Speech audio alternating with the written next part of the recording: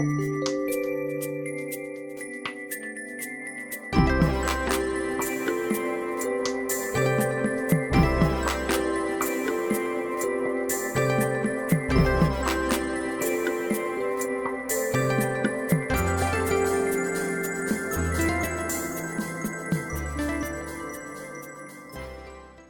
Leo.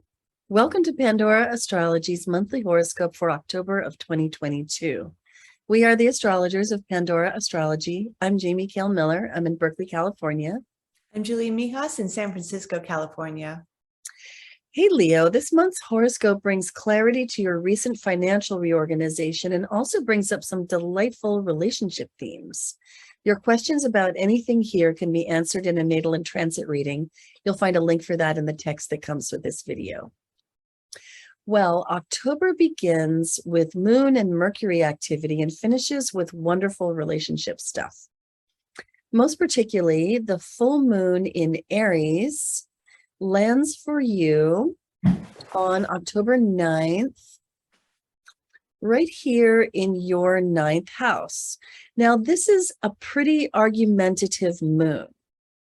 And I might come back to this at the end of this video and give you some more specific advice about it. But I do want to say that this moon might make you want to be blunt or frank in ways that might not end up in your favor. This particular moon contains a lot of hypersensitivity because of the proximity of Chiron. It could be a wounding moon, if you will. But it does also try to be diplomatic, and that's because the Sun and Venus are here together in Libra. We're calling this moon Arguments That Wound and Dialogue That Heals, Your choice. And this lands in your communication houses, the Sun and Venus here in your house of communication that's more immediate, like with the people right around you every day, your neighbors, friends, housemates. And then in the 9th house, this is more about bigger communications. So this moon might not necessarily be the best time for a broadcast or an email blast to your followers either. So hold that thought for a bit, because right now I'm going to toss the ball over to Julia. Because Julia, I know you've got things to say about Mercury, Mars, and Venus, and then we're going to get into the relationship stuff that's happening at the end of the month.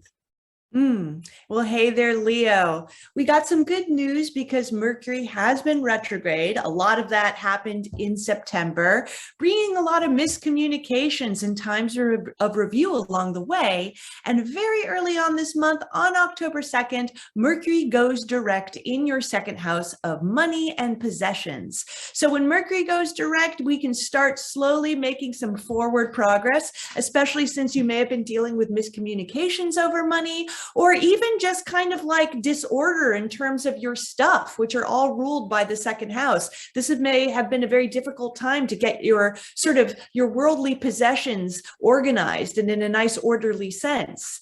Then by October 10th, Mercury is going to move into your 3rd house, and the 3rd house and Mercury have so much in common together. They both represent communication. They both represent writing. They both represent learning and even short journeys and travel. So with Mercury in the 3rd house for most of the month, you might notice that you're busy taking a lot of trips, running errands around town, maybe going to some local parks or beaches as well. If you do any writing, then this can be an awesome time to get lots of good writing work done.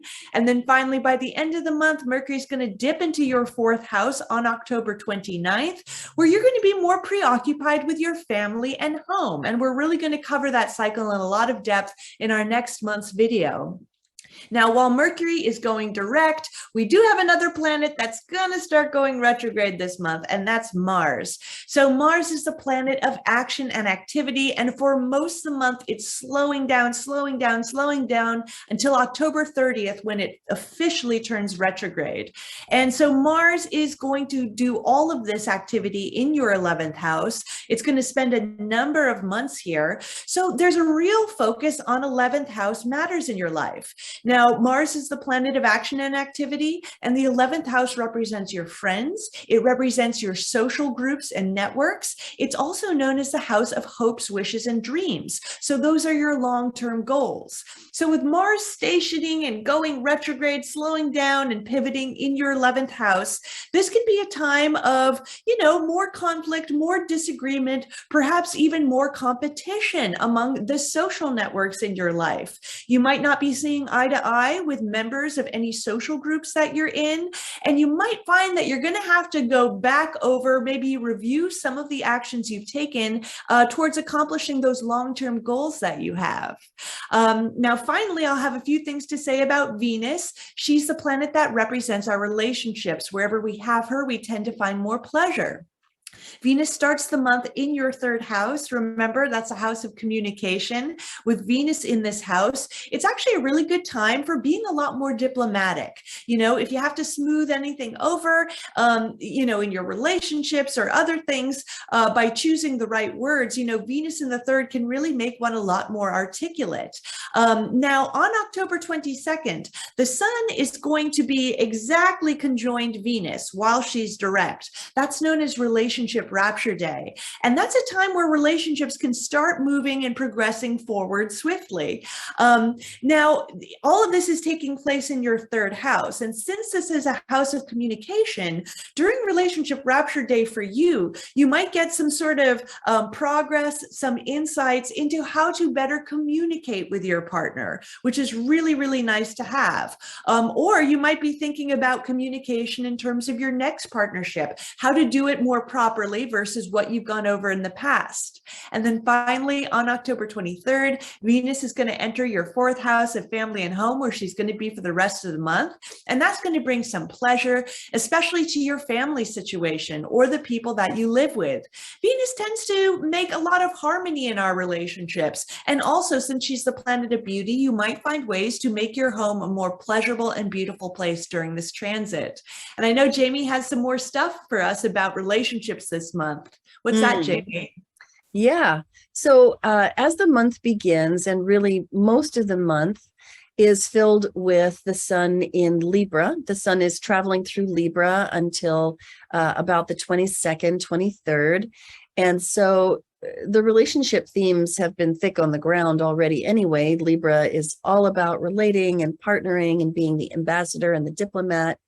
And then it moves into Scorpio here on October 22nd or 23rd, depending, and you'll feel that, depending on your time zone. And as the sun moves into Scorpio, it brings our collective attention deeper into relationships, into the more mysterious hidden corners of relationships, for the stuff that we don't necessarily look at every day. And Scorpio is also a realm of debt and sharing and intimacy in all of its forms. So, and wherever the sun goes, we want to shine the light of our high quality attention. Attention is like sunlight. The more you spread it around, it can help things to grow and flourish. And wherever the sun is passing through in your chart, you want to pay attention in that area and help things to flourish in that area. So the sun spends much of the month here, much of the beginning of the month, really the first 2/3 of the month in your 3rd house, saying, pay attention to your communications, do them more consciously, shine the light of consciousness on them. And then moving into your 4th house as it enters Scorpio, this brings your attention to the realm of home and family, the home that you live in as an adult, perhaps the home that you lived in as a child, where maybe your parents still are, family members near and far, and the domestic sphere in general. This can really flourish the more you pay high quality attention to it while the sun is passing along your 4th house. Now, as I said before, the relationship themes are thick on the ground this month. And one of the chief ways that this shows up is that Juno, which has been retrograde since July, late July, is finally going direct. Oh my goodness, such a wonderful thing. So This has been a long period of relationship retrospection, and this does happen every year, but not always in the same sign. In fact, never in the same sign as the previous year. And this year it's been in Pisces, and Juno's been in your 8th house. And the really good news is that, boom, along October 23rd, we have Juno going direct, and there is the beginning of some closure with this probably difficult period. If you've been in a partnership, your partnership may have gone through the ringer. If you've been single, then you may have found yourself just looking back at your relationship history and asking yourself how it can be better in the future. We've got a great video about this in our July 2022 news playlist on our YouTube channel, Pandora Astrology, where you can find out a lot more about Juno retrograde. But for now, I just want to say these relationships and this retrospection that we've been involved in may have gotten intense, may have been difficult, but now is the time when we're coming out of the woods about it. So Juno is going to continue to be slow for a couple of weeks after it turns direct. And that means that it's going to take a little time to unpack all the stuff that came up and that came out during Juno retrograde. But it is starting to happen here after the 23rd. And the last thing that I want to show you is that there's actually, I think, a wonderful eclipse that happens on the 25th and that rolls these themes together. The themes of Venus and her, what is it? Relationship Rapture Day, I think, Julia, you called it. And then also Juno retrograde ending. So this eclipse is a Scorpio solar eclipse. It happens in your 4th house, so it really brings attention to your home sphere and your family. And Venus being there brings in a lot of sweetness, a lot of niceness, a lot of diplomacy. And this eclipse, this Sun, Moon, Venus combination, forms a beautiful trine over here to that Juno who's been working so hard to clean up your relationship for the last several months. So we're calling this eclipse Confessions, Acceptance, and Healing. And here's where I go back to what I alluded to back at the top of this horoscope, which is that the full moon in Aries of October 9th, I said, not the best time for the bluntness that you might want to express yourself with. And in fact, if there is anything that you want to confess to your partner, that you want to clear up, that you want to bring up from the deep past, I wouldn't do it during the full moon, because you're likely to be either too blunt or too sharp, whichever works worst. But when it comes to the eclipse is actually a time when shadow is supposed to come out.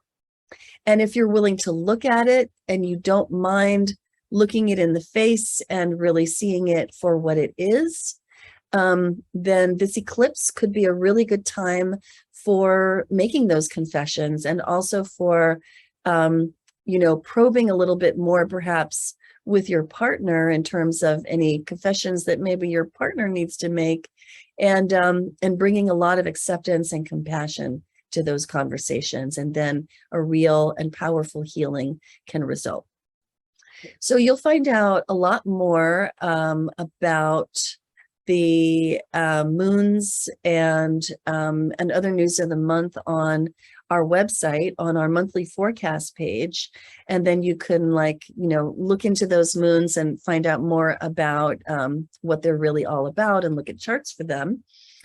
And if you want a reading out of this horoscope, which you might well, then you can check out the readings tab on our website, pandoraastrology.com. And until next time, we'll see you around the cosmos. Bye-bye. Bye.